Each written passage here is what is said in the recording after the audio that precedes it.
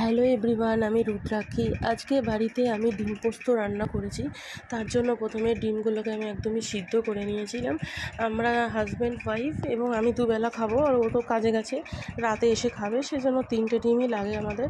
তো ডিম 3টে আমি ভালো করে খোসাগুলোকে ছাড়িয়ে নিচ্ছি, সিদ্ধ করে নিয়ে তারপর আমি খোসাগুলোকে ছাড়িয়ে নিয়ে দেখো এবার একটা পেস্ট বানাবো। তার জন্য কিছুটা কিশমিশ, কিছুটা কাজু বাদাম নিয়েছি, আর এটা কিছুটা চিনে বাদামও নিয়েছি, আর নেব পোস্ত খুব একটা বেশি লাগবে না, 2 থেকে 3 চামচের মতন হলেই হয়ে যাবে।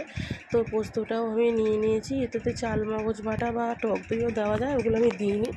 তারপরে দিয়েছি এখানে একটা টমেটো, আর এখানে 2টো কাঁচা লঙ্কা দিয়ে একটা পেস্ট বানিয়ে নিয়েছি। ঠিক এই রকম একটা থকথকে পেস্ট হবে।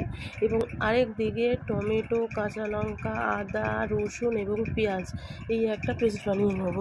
এটাকে প্রথমে এরকম টাইপের একটা পেস্ট হয়েছে, তারপর এটার মধ্যে আমি সব রকম গুঁড়ো মশলাগুলো দিয়ে দিয়েছি, যেমন লঙ্কার গুঁড়ো, হলুদ, জিরে, ধনে দিয়ে এই একটা পেস্ট করেছি, যাতে পরে আর এই মশলাগুলো দিতে হবে না, একবারে হয়ে গেছে। তারপরে একটি প্যানের মধ্যে আমি তেল দিয়ে দিয়েছি, তেলটা গরম হয়ে গেছে। গরম হয়ে যাওয়ার পর এর মধ্যে আমি 3টে ডিম দিয়েছি, দিয়ে মোটামুটি ভেজে নেব। খুব বেশি ভাজার দরকার নেই, খুব বেশি ডিম ভাজলে ডিম ছাবড়া মতো হয়ে যায়।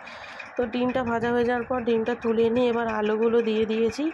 আলুগুলো দিয়ে এবার একটু সময় নিয়ে আলুগুলোকে একদমই লাল লাল করে ভাজতে হবে।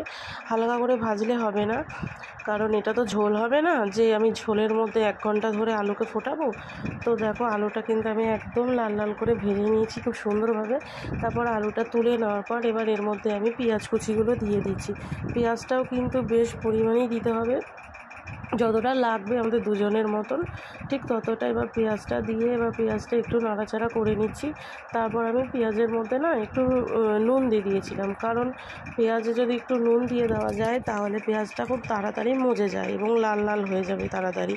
তো এবার আমি একটু ভালো মতন করে ভাজবো, সময় নিয়ে। গ্যাসটা একটু মিডিয়াম আঁচে দিতে হবে, খুব একটা হাইতে দিয়ে করলে না পেঁয়াজগুলো ভালো মতো ভাজায় না, পুড়ে যাবে। সেই জন্য মিডিয়াম আঁচে দিয়ে একটু সময় নিয়ে ভাজবো। এবার আমি নুনটাও সামান্য পরিমাণ দিয়ে দিলাম, কারণ তাহলে বলেই দিলাম আগে যে নুন দিলে পেঁয়াজ তাড়াতাড়ি মজে যায়।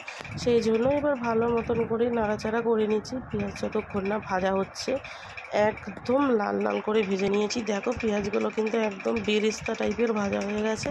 তো পেঁয়াজটা ভাজা হয়ে যাওয়ার পর আর একটু নাড়াচাড়া করে নিয়ে এবার এটার মধ্যে আমি যে পেস্টটা বানিয়ে রেখেছিলাম আদা, রসুন, পেঁয়াজ, টমেটোর, কাঁচা লঙ্কার, সেই পেস্টটা আমি দিয়ে দিয়েছি। দিয়ে এবার এটাকে ভালো করে কষাবো। এখানে আর গুঁড়ো মশলা দেওয়ার প্রয়োজন নেই, কারণ আমি জিরের গুঁড়ো, ধনের গুঁড়ো আর লঙ্কার গুঁড়ো পেস্টের সঙ্গেই দিয়ে দিয়েছিলাম, সেই জন্য। তো এটা নাড়াতে নাড়াতে যখন মশলাটা একদম মশলার গা থেকে তেল ছেড়ে এসছে, তখন এতে একটু সামান্য পরিমাণ জল দিয়ে আর একটু ভালো মতন করে কষিয়ে নিতে হবে। তো কষাতে কষাতে দেখো মশলা কিন্তু কষানো প্রায় হয়ে গেছে, একদম থকথকে টাইপের হয়ে গেছে কষাতে কষাতে।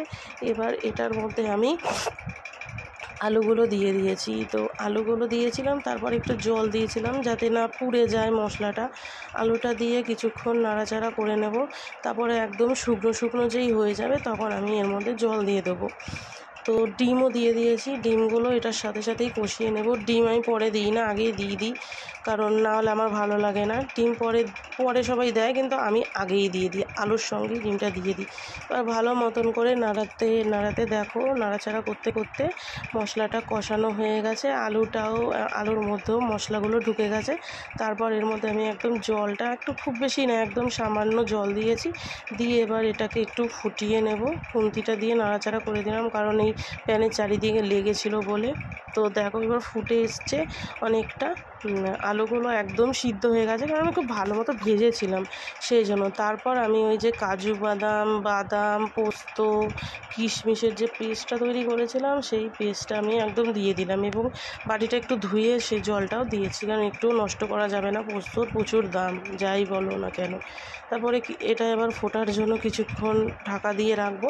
আর এমনি পোস্ত বাটা দেওয়া আছে, তো এটা খুব তাড়াতাড়ি বসে যাবে। আর এটাতে কিন্তু কোনো গরম মশলা অ্যাড করা যাবে না, গরম মশলা অ্যাড করলে কিন্তু পোস্তর কোনো গন্ধ থাকবে না। মানে যে মশলাটা লাস্টে দিয়েছি কাজু বাদাম, পোস্ত, কোনো কিছু কিশমিশ, কোনো কিছুরই গন্ধ থাকবে না। তো রান্নাটা আমার হয়ে গেছে, এবার নামিয়ে নিলেই হয়ে যাবে। ভালো লাগলে শেয়ার করো, ধন্যবাদ।